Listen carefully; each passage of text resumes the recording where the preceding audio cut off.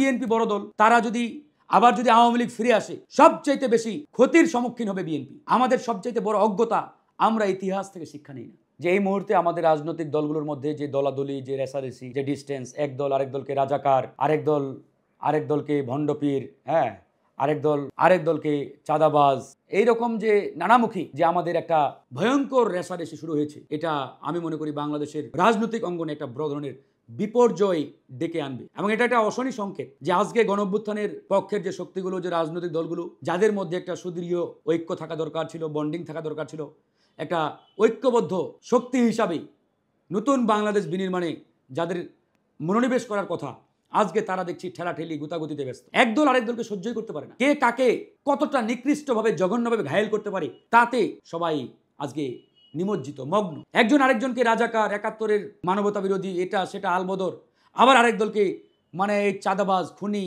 অমুক দুর্নীতিবাজ, এটা সেটা, আবার একদল আরেক দলকে ভণ্ডপীর, মানে কি বলবো, একটা মারাত্মক রকমের একটা বিদ্যুৎ অবস্থা। হ্যাঁ, আমরা সত্যকে সত্য অবশ্যই বলবো, তারপরেও মনে রাখতে হবে এই যে দলগুলো যারা আজকে বাংলাদেশে এখন রাজনীতির মাঠে অ্যাডজাস্ট করছেন, রাজনীতি করছেন, সবাই কিন্তু গণঅভ্যুত্থানের পক্ষের শক্তি। এই গণঅভ্যুত্থানে প্রত্যেকটা দলের সর্বোচ্চ স্যাক্রিফাইস রয়েছে। প্রত্যেকটা দলের নেতাকর্মীরা এখানে জীবন দিয়েছেন, রক্ত দিয়েছেন, হামলা মামলার শিকার হয়েছেন, জেলে গেছেন, রিমান্ডে গেছেন। আজকে যদি আবার ফ্যাসিবাদ কায়েম হয়, আবার যদি সেই স্বৈরাচার ফিরে আসে, কেউ রেহাই পাবেন না। একটা দল, একটা নেতা, কেউই রেহাই পাবেন না। যারা যত বড়, তারা কিন্তু তত বেশি ক্ষতির মুখোমুখি হবে। যেমন বিএনপি বড় দল, তারা যদি আবার যদি আওয়ামী লীগ ফিরে আসে, সবচাইতে বেশি ক্ষতির সম্মুখীন হবে বিএনপি, তারপর হবে জামাত, তারপর হবো আমরা। তাহলে আমরা তো কেউই রেহাই পাবো না ভাই। তো এই জিনিসটা আমরা কেন বুঝতেছি না? কেন আমরা এটাকে হালকাভাবে নিচ্ছি? এখন আমাদের সময় ছিল নতুন বাংলাদেশ বিনির্মাণের।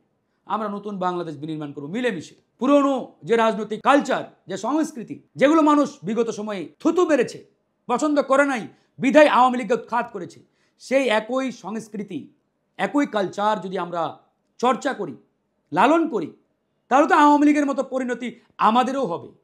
এই জিনিসটা তো আমাদের বুঝতে হবে। এই জিনিসটা না বুঝলে আসলে কি বলবো, আমাদের সকলের জন্য মারাত্মক ভয়াবহ পরিণতি কিন্তু অপেক্ষা করছে। আমি মাঝে মাঝে একটা কথা বলি, আমাদের সবচাইতে বড় অজ্ঞতা, আমরা ইতিহাস থেকে শিক্ষা নেই না।